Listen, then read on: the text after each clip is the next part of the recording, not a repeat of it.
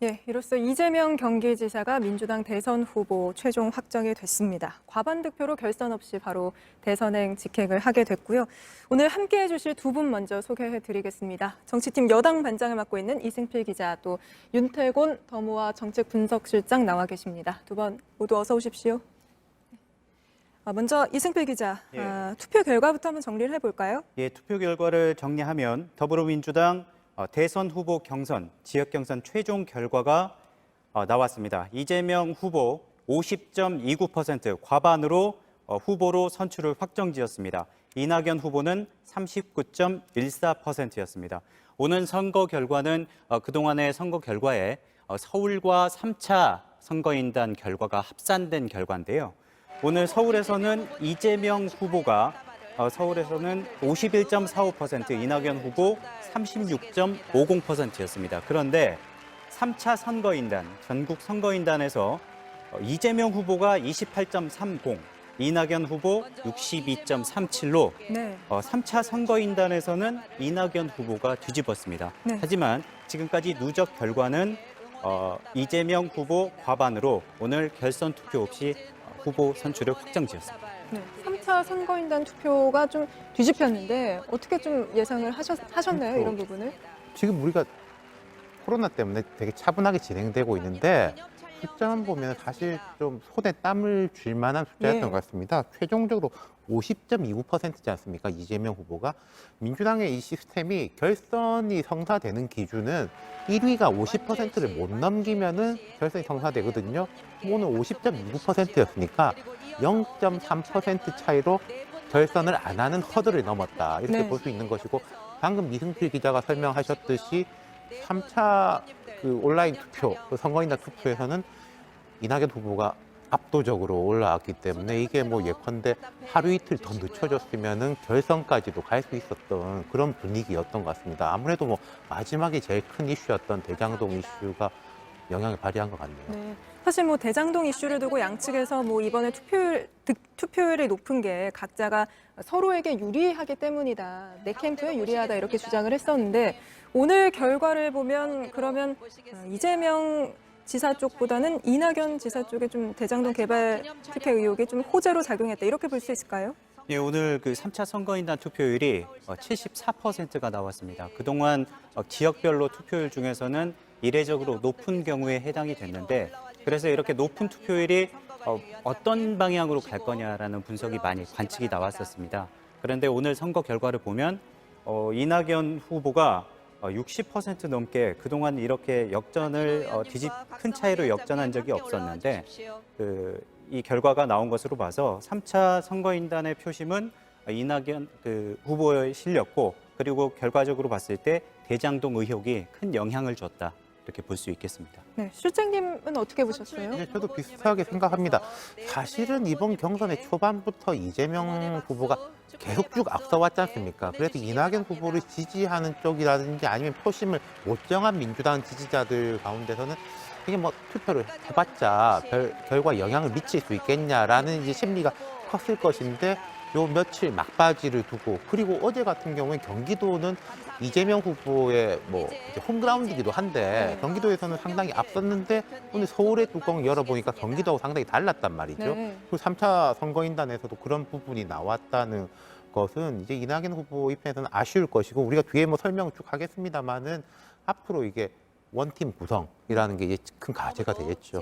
네, 민주당 대선 후보 수락 연설을 들었습니다. 한 10분 넘게 이어진 것 같은데요. 변화, 민생, 평소 이 지사가 강조하던 핵심 키워드들이 들어 있었습니다. 어떤 부분이 좀 가장 와닿았습니까? 이 대선 후보 수락 연설이라는 게 사실은 어떤 좀 포맷 같은 게 있는 거 아니겠습니까? 모두에는 이제 변화, 말씀하신 것처럼 변화 이야기했고, 본인의 인생 역정에 대해서 설명을 했고, 그다음 한 7가지 정도의 이제 공약에 대해서 풀이를 했고, 마지막에 이제 대통합, 뭐 한쪽의 대통령이 아니라 전체 대통령이 되겠다. 그리고 맨 마지막에는 이제 김구 선생부터 김대중 전 대통령, 노무현 전 대통령, 문재인 대통령 본인까지의 이 정통성에 대한 이야기를 했는데, 이렇게 눈에 띈 것은 그 중간에 국민의힘 화천대유 게이트라고 아주 구체적으로 이야기한 것, 그 부분이 이제 눈에 띄긴 했습니다. 네, 화천대유 게이트라고 이제 강하게 언급하면서 어떻게 보면 대장동 이슈를 정면 돌파하는 그렇죠. 그런 의지를 보이는 것 같은데요. 네. 그리고 이제 7가지 공약 중에서도 보면은 제가 좀 메모를 해봤는데 첫 번째는 이제 대전환 대도약, 두 번째는 경제 성장, 그리고 뒤쪽으로 가면서 다섯 번째는 이제 문화 강국, 평화 인권 국가, 과학 교육 기술에 대한 설명이니까 이건 사실 야당 대선 후보도 충분히 이런 식의 이야기를 할 겁니다, 아마. 네. 근데 이 가운데 배치된 것들이 세 번째 약속이 적폐일소, 그러니까 적폐청산보다 약간 더 센 느낌이죠. 예, 예. 그리고 네 번째가 이제 기본 시리즈에 대한 것들, 기본 소득, 기본 주택, 이제 기본 대출까지 그 부분. 그러니까 이재명 후보의 약간 정체성, 그리고 어떤 면에서는 이재명 후보가 너무 강한 거 아니냐라는 식의 이게 비판을 받았던 부분에 대해 가지고를 오히려 더 강하게 나가겠다. 내가 굽히지 않고 대선 후보가 됐지만은 뭐 조금 중도화보다는 더 컬러를 강화하는 쪽으로 가겠다라는 걸 분명하게 한 연설인 것 같습니다. 이승필 기자는 좀 어떻게 들었나요? 핵심 메시지가 마지막에 나왔는데요. 화천대유 대장동 특혜 의혹에 대해서 국민의힘 화천대유 게이트다라는 점을 분명히 했습니다. 그러면서 이 사건을 토건업자들과 결탁한 비리라고 네. 규정을 하면서 수익을 환수하겠다고 했거든요. 구체적으로는 토건 세력과 유착한 정치 세력의 부패 비리를 반드시 뿌리 뽑겠다. 부동산 대개혁을 해서 불로소득 공화국이라는 오명을 없애겠다.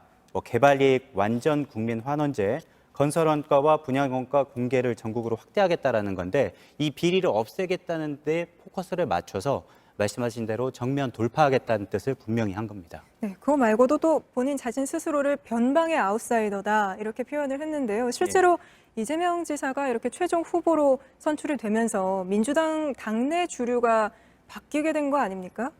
네, 이번 경선 결과를 평가를 하면 아슬아슬한 격차긴 하지만 비주류였던 이재명 후보가 한 곳을 빼고는 그리고 한 곳, 광주 전남, 그다음에 3차 선거인단을 빼고는 과반으로 압도적인 그동안의 과반으로 승리를 거뒀기 때문에 비주류가 민주당 당내 후보로 확정됐다라는 의미가 있겠습니다.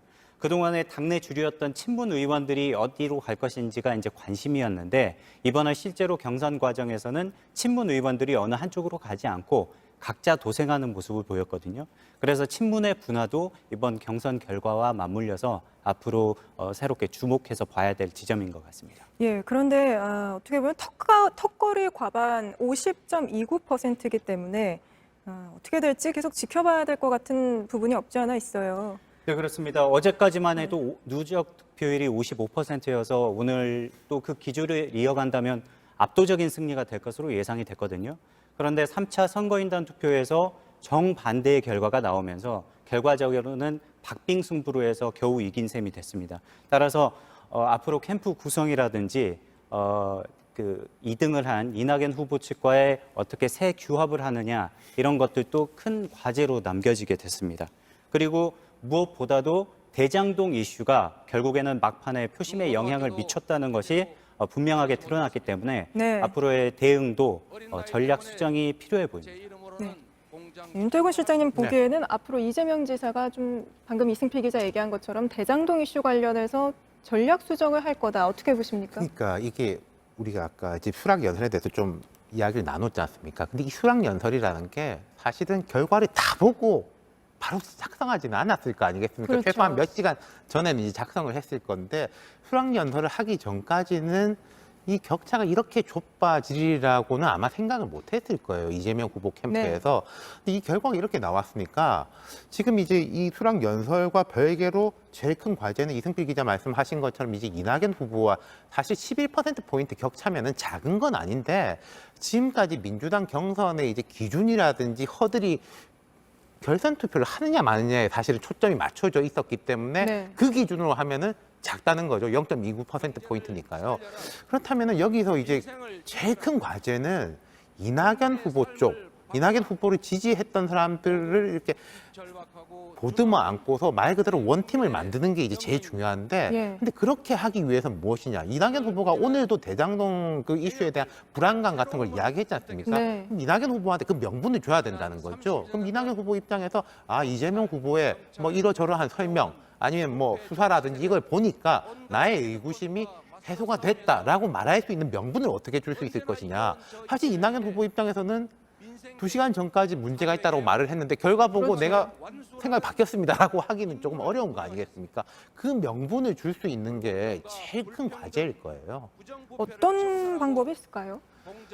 글쎄요. 그러니까 지금 근데 이제 수락 연설만 보자면은 이재명 후보가 내가 뭐 부족함이 있다라기보다는 성남하고 경기도에서는 계속 잘해왔었고 지금 이 적폐 세력들의 문제다라고 했기 때문에 이게 지금 이낙연 후보 쪽에 그 주장하고 거리가 좀 있는 건데 모르겠습니다. 아마 고민이 되게 많아질 건데 뭐 제가 예측해 보자면은 이낙연 후보한테 제가 뭘 이렇게 설명을 드리면 좋을까요? 네. 뭐 공개적으로 못 하더라도 그런 식의 뭔가 이제 물 밑에서의 이런 접촉 같은 게 이어지지 않겠습니까? 네, 뭐 그러다가 이낙연 전 대표에게 실제 캠프에서 같이 일을 해달라고 제안할 수도 있지 않을까요?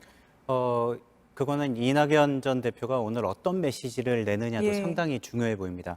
지금 현장 상황을 들어보니까 이낙연 전 대표가 행사가 끝나고 퇴장하면서 지지자들 앞으로 이동하는 지금 움직이는 과정인 것 같은데 네. 조만간 기자들 앞에서도 아마 입장을 현장에서 즉석으로 질문을 받고 밝힐 예정입니다. 아마 그때 어떤 메시지를 내느냐에 따라서 또 이재명 캠프에서도 입장이 나올 것으로 보입니다. 네.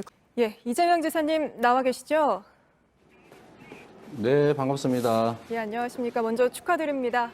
과반으로 결선 투표 없이 네, 경선을 고맙습니다. 마무리 지으신 만큼 당선 소감부터 찬찬히 들어봐야겠습니다만 5분 시간 제한이 있어서 아쉽지만 소감은 수락연설로 가름하고 바로 본론으로 들어가겠습니다. 3차 선거인단 네. 투표 결과에서 이낙연 전 대표가 그전과 달리 좀 압승을 하면서 최종적으로도 50.29% 박빙 승부를 보였는데요. 오늘 결과를 어떻게 보십니까? 우리 국민들께서 언제나 상만 주는 것이 아니고 가끔씩 회초리도 주시는 것이기 때문에 이걸 계기로 더 열심히 더 낮은 자세로 최선을 다하도록 하겠습니다. 네. 그리고 또 오늘 이낙연 전 대표는 오늘 연설에서도 대장동 개발 비리가 민주당의 앞길도 가로막고 있다. 정권 재창출하려면 당당한 후보를 내야 한다. 이렇게 말을 했는데요. 민주당이 하나 돼서 본선에 임할 수 있겠느냐는 우려가 나오는데 혹시 원팀을 위해 구체적으로 생각하고 계신 방안이 있으십니까? 원팀은 우리 더불어민주당의 전통이고 또 우리 이낙연 후보님을 포함한 다른 후보들께서도 우리 더불어민주당의 당원이시기 때문에 특정 개인의 문제가 아니라 우리 민주당이 이기는 또 4기 민주정부를 만들어내는 일에 당연히 함께 하실 것으로 생각하고 또 그렇게 하기 위해서 저도 할 수 있는 정성을 다하도록 하겠습니다. 예, 혹시 이낙연 전 대표에게 캠프에서 좀 함께 해달라 이렇게 제안하실 의향도 있으신가요? 그거 당연하지요.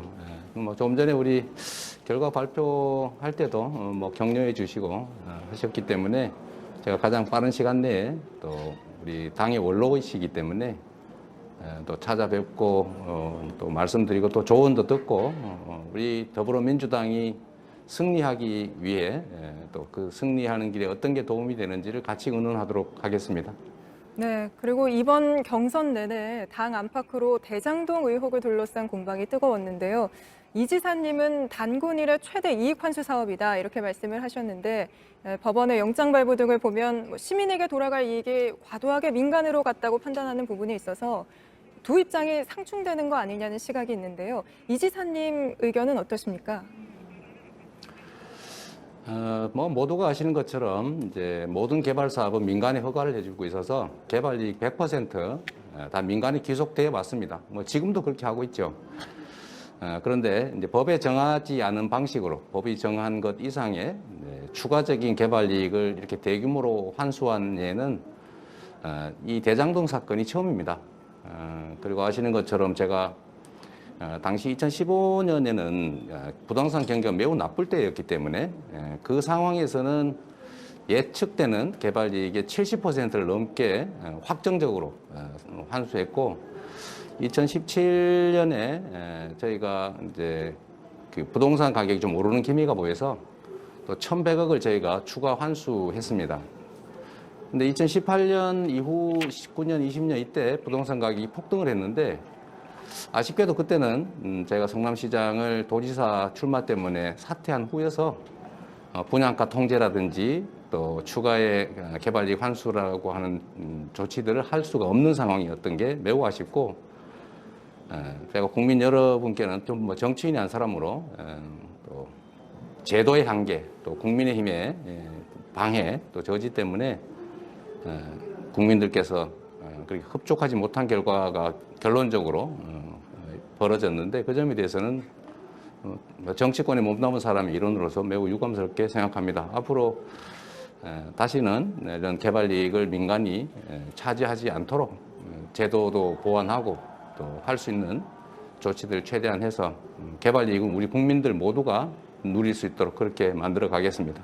예, 시간이 별로 없지만 짧게 하나만 추가로 여쭤보겠습니다. 어제 직접 민간업자 관련 부정부패 행위가 있었다고 하는 상당한 증거가 나왔다 이렇게 말씀하시면서 부당이익 환수에 대한 이야기를 했는데요.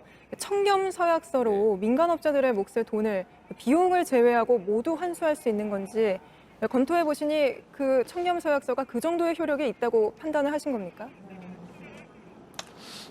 그게 원래 공기업법이나 또 지방정부, 지방자치단체 계약에 관한 법률에 계약 해제 조항이 원래 있는데, 당시에 성남시의 도시개발공사, 즉 지방정부, 지방공기업에는 그런 장치가 없었습니다. 그러나 성념서약서를 그 법률 내용에 있는 내용과 똑같이 받아놨기 때문에 계약을 해제하면 당연히 원상복구되고, 원상복구가 되면 이익 부분은, 비용 외에 이익 부분은 성남의 뜰에 남아있게 되기 때문에 충분히 환수할 수가 있습니다. 네, 알겠습니다. 법률 검토를 충분히 했습니다. 네, 네. 예. 지금 계속 5분을 넘겼다고 계속 안에서 제게 알려주고 있는 상황이라 네. 예, 아쉽지만 오늘 인터뷰는 여기서 마치겠습니다. 허락하신다면 네. 스튜디오로 또 한 번 감- 모시겠습니다. 예, 다시 한번 네, 감사합니다. 다시 한번 최종 후보 선출되신 것 축하드립니다. 감사합니다. 고맙습니다.